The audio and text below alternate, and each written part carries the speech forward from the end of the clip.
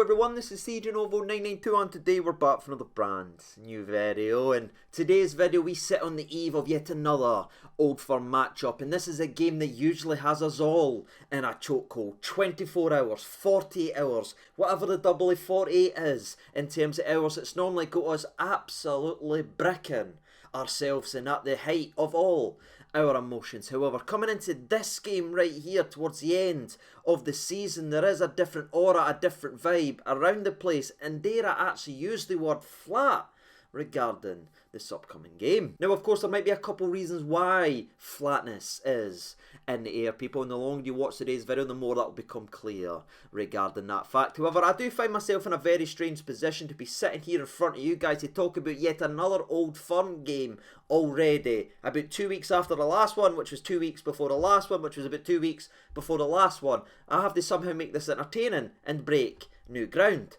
Wish me luck. But if you caught our last preview video, it was more of a conversation and more of a football and discussion between me and Andy, and I think that's what we're going to go ahead and do today rather than the same standard old format, because there's no point me sitting here and telling you this Celtic side's good at going forward.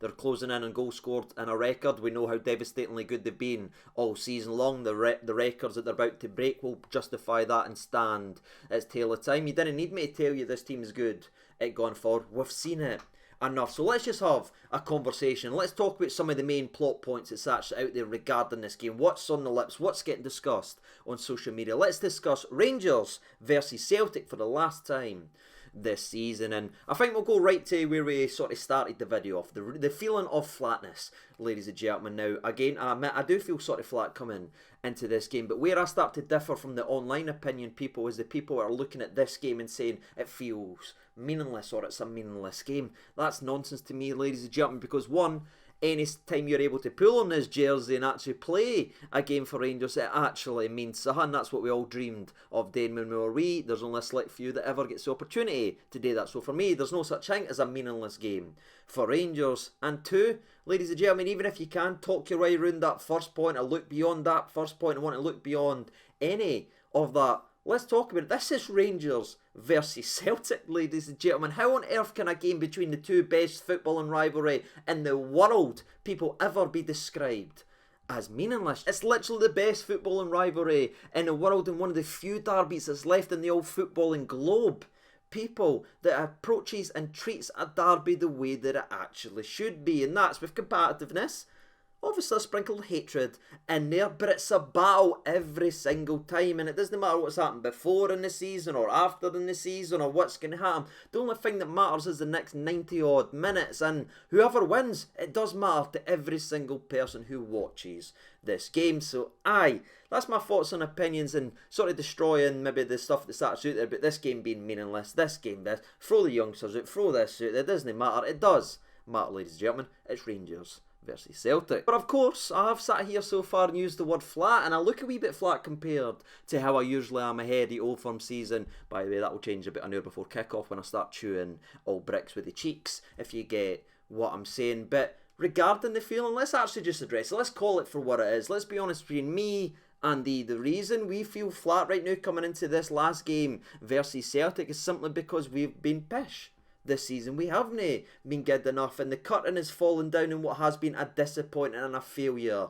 of a campaign for this football club. That's why we feel flat. I know there's people out here and they're starting to come out now and they're starting to all spin the plates to try and distract everyone and saying, aye, but look how much points ahead of third we are. Look at the points we've got in the league table. That they won the league this year. I get all that, ladies and gentlemen. I understand why they're trying to do it. They're trying to find some excitement, something to cling on for this season. But I didn't get lost in anything like that, because when I look at how many points we are ahead of Aberdeen in third place, and this league would have won it, this, all that does for me is reaffirm what I actually know, because I see and watch so much of this league. This league is on a sharp decline, and the quality in this league has never ever been worse. People, it really isn't. This isn't a thing where it's saying, oh look, but Rangers has actually had a decent campaign, look at us, how much points we've got in second place and everything like that, we've just been unlucky. That's nonsense. All that is an indictment on how poor the league actually is, but that's the bed that they made, that's the deal that they done when they protected you-know-who, and he helped facilitate and agree deals that has now handcuffed Scottish football into 2000 in 29. Remember the puppets in the media coming out, oh, this is a great deal for Scottish football, it's going to vastly change everything for Scottish football and add more money. Well, that deal that was plotted by the puppets is already vastly out of date and obsolete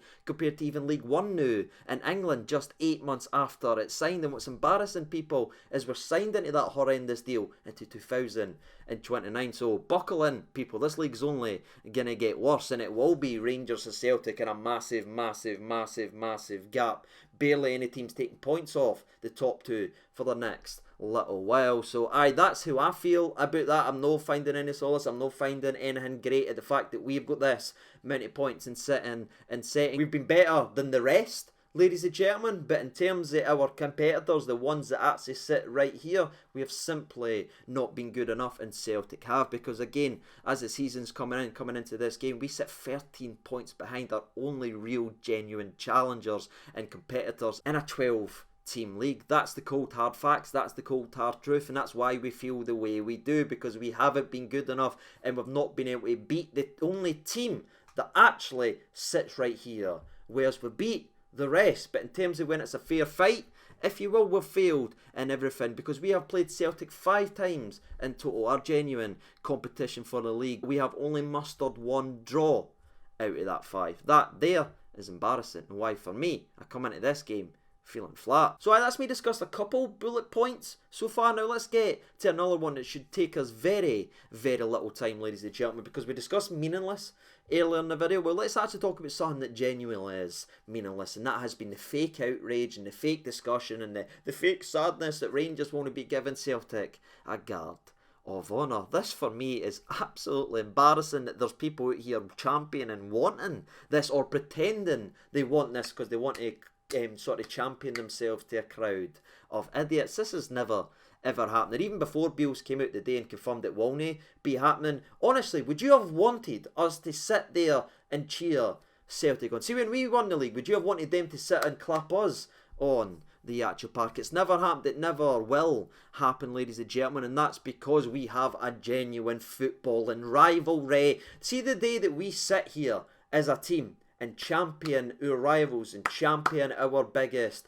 rivals is the day that we may as well just become like down south, ladies and gentlemen, start selling half scarves, sit next to each other and cheer each other on. Second, you're wanting your team to do this to your rivals that's coming on the actual park, just get a half scarf, sit there and just say you enjoy football, because you didn't get what an actual football and rivalry is. So I'll shout out both clubs here in terms of the fact that none of them have gave a guard the honour, and I really hope they never will. Speaking of never will, by the way, interesting transition. We obviously found out that Alfredo Morelos won't be here next season. We found that out from last week's press conference, and that leads me regarding this game in terms of the players, the personnel, the injuries, the discussion, because for me, from a Rangers fan's perspective, we sit in a situation where we do go into the last Old Firm of the season probably overly reliant on a guy that's been told he hasn't tried, wasn't offering anything last week, and he won't be here next week. But we have been so badly run as a football club, we are reliant on that type of guy, because the other player that's on there is a fashion Sakala who isn't good enough to back up what he talks